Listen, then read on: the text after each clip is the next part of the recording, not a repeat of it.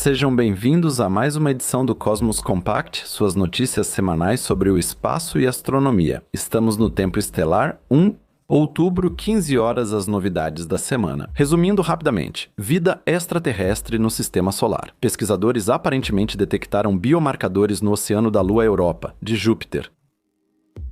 Aglomerado jovem de galáxias. O Webb se une ao Atacama Large Millimeter Submillimeter Array e faz uma imagem de um aglomerado de galáxias muito jovem. Pesquisadores revisaram o comportamento alimentar dos buracos negros e fizeram descobertas surpreendentes. ET ligar para casa? Segundo um cientista, o primeiro contato com alienígenas pode ser positivo para a humanidade. Síndrome de Kessler. A Agência de Aviação dos Estados Unidos da América apresenta um plano para minimizar o lixo espacial. O imenso cosmos. 3 pesquisadores recebem prêmio renomado pelo estudo das grandes estruturas cósmicas. Biomarcadores foram detectados no Oceano de Água da Europa. Europa, lua de Júpiter, é vista pela astronomia e astrobiologia como um dos principais candidatos à vida extraterrestre. Sob uma camada de gelo com 1 km de espessura, os cientistas já sabem há algum tempo da existência muito provável de um oceano de água. A Lua Europa é comprimida pelas forças de maré de Júpiter, sendo pressionada e esticada, o que teoricamente libera calor em sua superfície subaquática. Isso parece criar condições ideais para a vida extraterrestre. E como para apoiar essa afirmação, o biomarcador dióxido de carbono foi detectado na Lua, tanto na superfície quanto possivelmente no oceano subglacial. Uma das questões cruciais é se esse oceano subterrâneo também oferece as condições químicas adequadas para possibilitar o surgimento da vida. O dióxido de carbono, um dos blocos químicos fundamentais de toda a vida terrestre, já foi detectado na superfície de Europa. Se a vida segue padrões terrestres e produz dióxido de carbono, detectar esse gás seria um indício disso. No entanto, não estava claro se esse dióxido de carbono vinha do oceano sob a crosta de gelo da Lua ou se poderia ter chegado à superfície por outros processos, como impactos de meteoritos. Para investigar isso, 2 equipes dos Estados Unidos da América analisaram dados do Telescópio Espacial James Webb, da Administração Nacional da Aeronáutica e Espaço e Agência Espacial Europeia em operação há só um ano. Usando o espectrômetro infravermelho sensível do novo telescópio espacial, eles mapearam detalhadamente a distribuição de dióxido de carbono na superfície gelada de Europa. As maiores concentrações dessa substância foram encontradas em uma região de cerca de 1.800 km de largura em Europa, chamada Tara Regio. Essa região se destaca pelo caos Tara, caracterizado por fissuras e elevações bizarras e irregulares no gelo. Uma teoria muito discutida sobre a formação desse terreno caótico afirma que, de tempos em tempos, água quente do oceano subterrâneo sobe à superfície, derrete o gelo e, ao congelar novamente, forma a paisagem caótica e acidentada desse terreno. Um dos estudos analisou, com dados da Webb, se o dióxido de carbono detectado poderia ter vindo de fora da Lua, como por impacto de meteoritos em sua superfície. Os pesquisadores concluíram que o carbono provavelmente veio do interior de Europa, especialmente do oceano subterrâneo. No entanto, não se pode descartar completamente que o dióxido de carbono possa ter chegado à superfície a partir do manto de Europa na forma de minerais contendo carbono e, em seguida, ter sido convertido em monóxido de carbono, 2 gasoso por irradiação. No entanto, outro estudo, que também se baseia em dados do Webb, indica que a presença de carbono na superfície de Europa só pode ser explicada por uma fonte proveniente do interior da Lua. Além do dióxido de carbono, também foi possível detectar sal na superfície da região de Tararéquio, que possivelmente também se origina do oceano subglacial. Por isso, a paisagem gelada aqui parece mais amarelada que o resto da superfície de Europa, normalmente toda branca. Como apontam os pesquisadores, estamos aprendendo gradualmente sobre a possível composição química dentro de Europa, sob o gelo. No entanto, os pesquisadores não conseguiram encontrar indícios de jatos de vapor d'água ou outros gases vindos do interior de Europa para a superfície, mesmo usando os instrumentos de alta resolução do telescópio Webb. Nos próximos anos, 2 grandes missões vão investigar mais o misterioso oceano de Europa e a possibilidade de vida nele. A Agência Espacial Europeia, já lançou sua sonda JUICE para Júpiter em abril deste ano. Em 2032, a JUICE fará 2 sobrevoos em Europa, realizando várias medições e possivelmente imagens da superfície desse satélite fascinante. Em 2024, a Administração Nacional da Aeronáutica e Espaço lançará a missão Europa Clipper, uma sonda orbital complexa para estudar a Lua de Júpiter. JUICE e Europa Clipper buscam esclarecer se há condições para surgimento de vida no oceano salgado desse corpo celeste. Caso algum dia seja detectada vida em Europa, especialistas acreditam que provavelmente seriam micro-organismos primitivos que existiriam no ambiente extremo a vários quilômetros sob o gelo. Webb e Elmer fazem registros fantásticos de um protocluster de galáxias. Equipe internacional de pesquisa liderada pelo professor Takuya Hashimoto da Universidade de Tsukuba, Japão, e pelo pesquisador Javier Álvarez Marques. O Centro Espanhol de Astrobiologia utilizou o Telescópio Espacial James Webb e o Atacama Large Millimeter Submillimeter Array para estudar a região central de um protocluster. Atenção, nome complicado, a 2744 Z7P90D. Esse protocluster já havia sido identificado por outro grupo de pesquisa, com base em observações do Webb, como o protocluster mais distante, a uma distância de 13 a 14 bilhões de anos-luz. No entanto, toda a região central, chamada de área urbana, que contém o maior número de candidatos a galáxias nesse protocluster, ainda não havia sido observada até agora. Não estava claro se os efeitos ambientais nas galáxias desse protocluster já haviam ocorrido. Por isso, os pesquisadores focaram suas investigações na região central. O Near Infrared Spectrograph, que observa espectros no visível e infravermelho próximo, realizou investigações espectroscópicas capazes de captar simultaneamente espectros de todo o campo de visão. Pesquisadores detectaram oxigênio ionizado em 4 galáxias numa área quadrada de 36 mil anos-luz, cerca de metade do raio da Via Láctea. Com base no desvio para o vermelho dessa luz, a distância dessas 4 galáxias da Terra foi identificada como sendo de cerca de 13 a 14 bilhões de anos-luz. Além disso, a equipe de pesquisa voltou sua atenção para dados já existentes do Atacama Large Millimeter Submillimeter Array que haviam sido coletados para essa região. Os dados registraram as emissões de rádio da poeira cósmica nessas galáxias distantes. Como resultado de suas análises, eles conseguiram detectar emissões de poeira em 3 das 4 galáxias. Aliás, este é o primeiro registro de emissões de poeira em galáxias membro de um protocúmulo dessa época tão distante.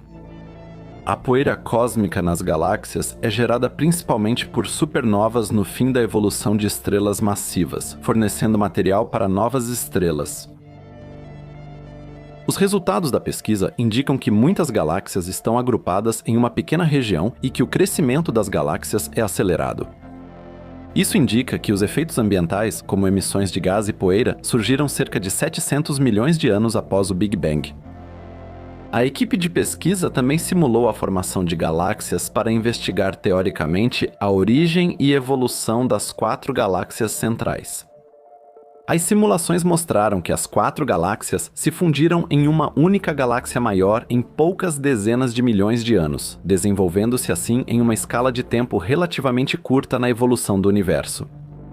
Os pesquisadores planejam realizar mais observações sensíveis do protocacho com o Atacama Large Millimeter Submillimeter Array para ver se existem galáxias que não eram visíveis com a sensibilidade anterior.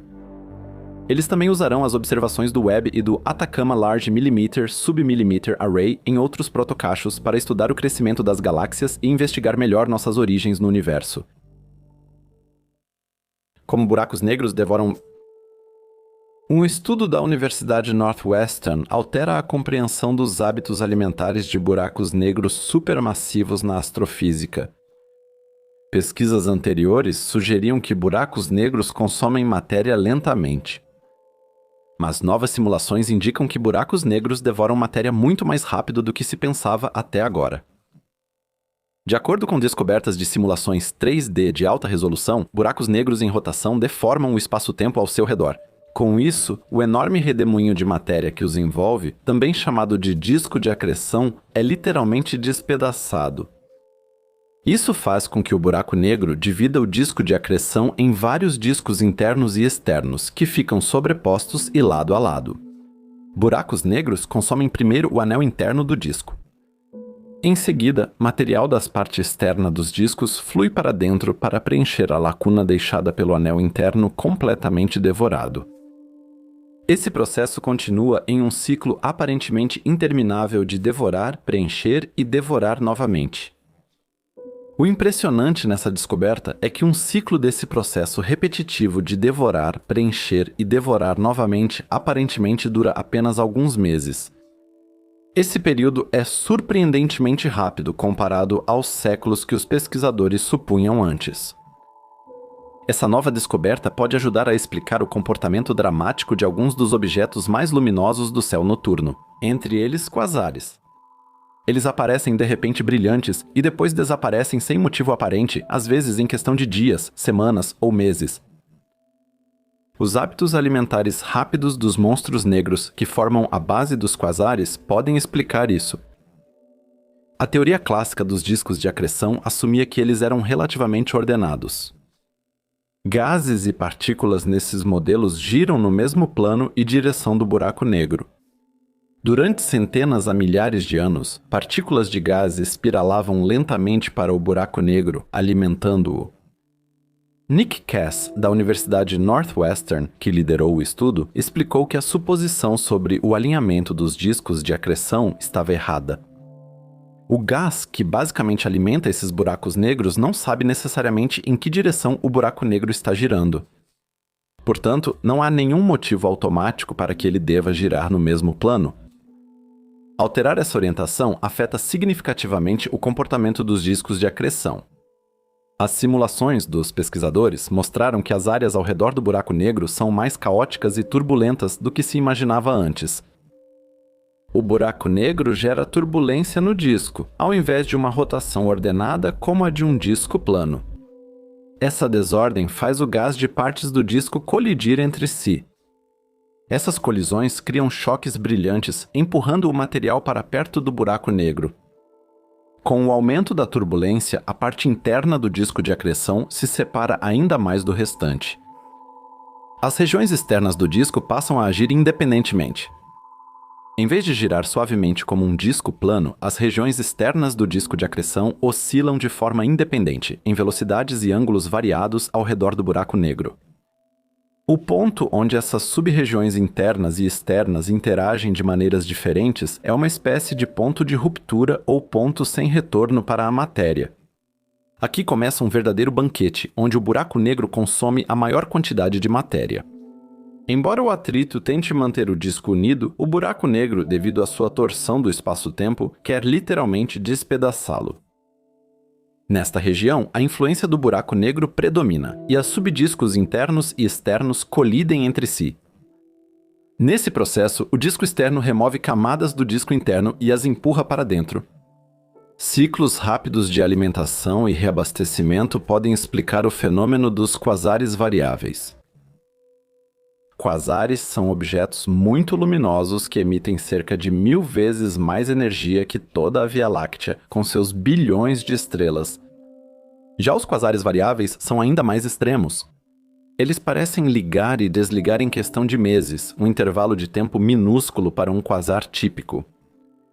As novas simulações não só explicam o comportamento dos quasares, como também ajudam a entender melhor a natureza dos buracos negros.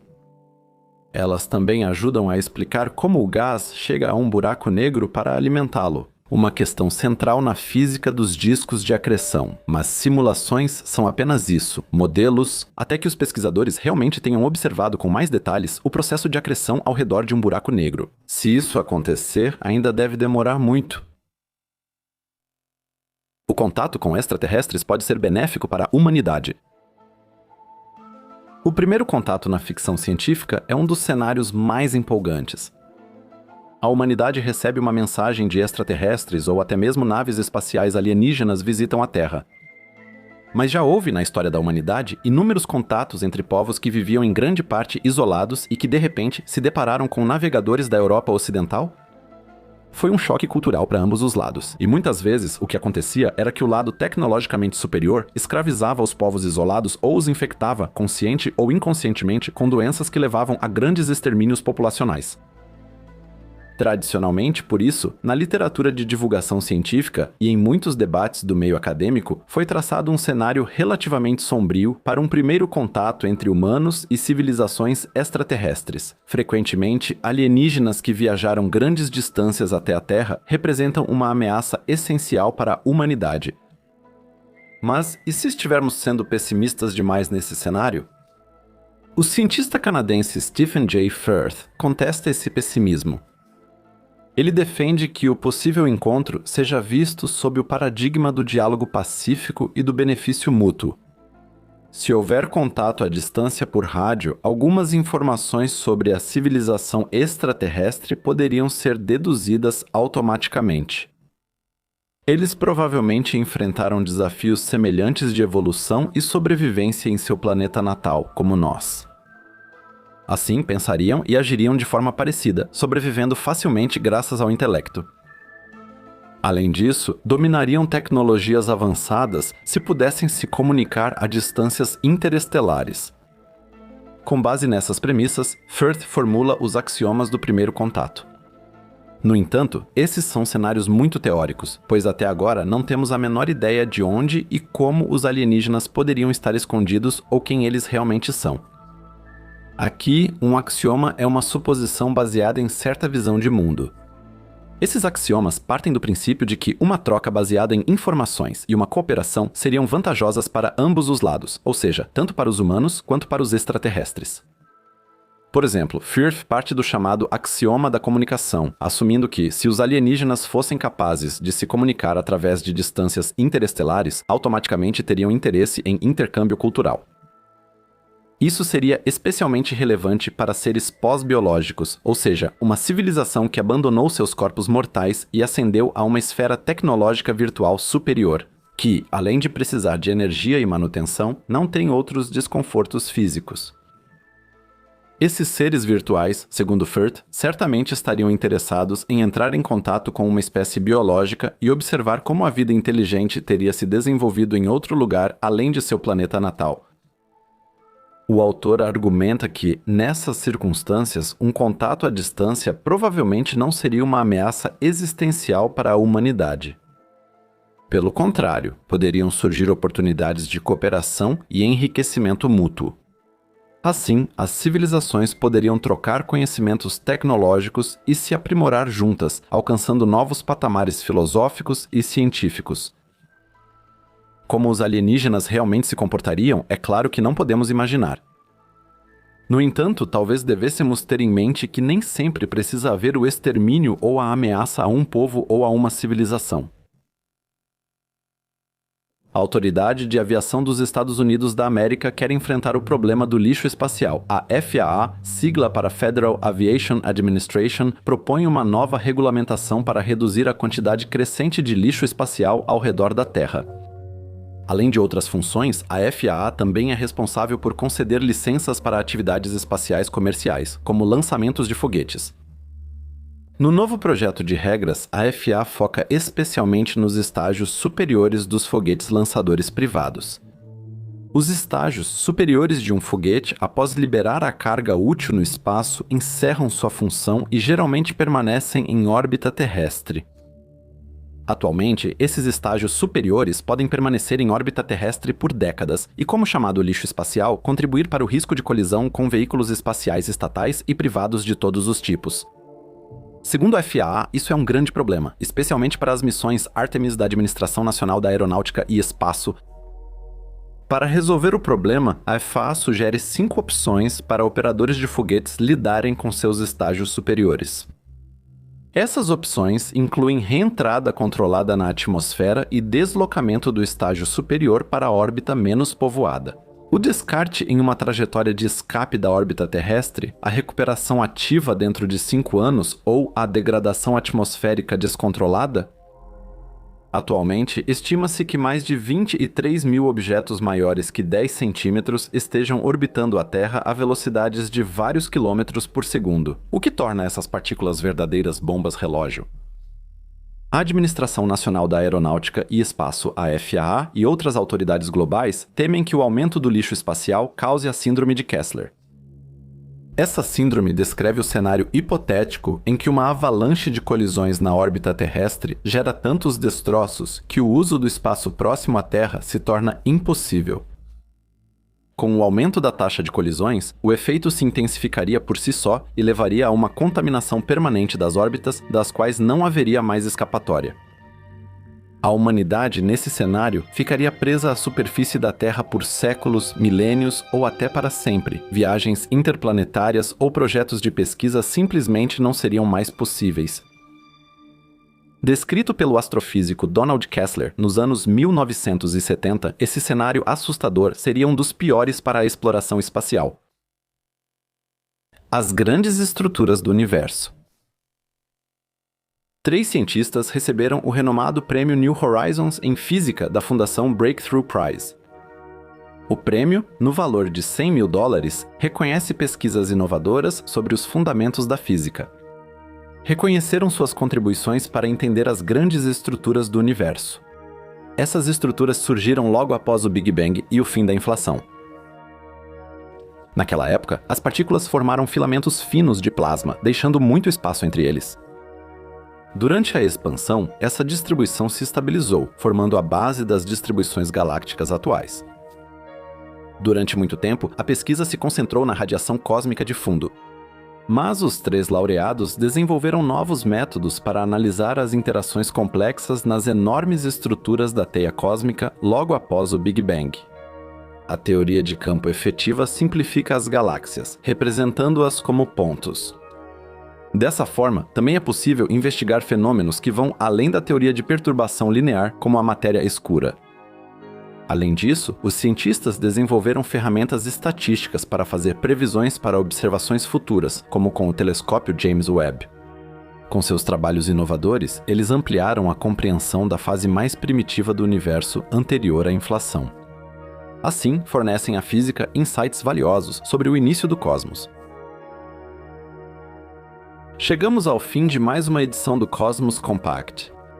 Se tiverem notícias relevantes para este formato, enviem e-mail para andreas@igiscosmos.com.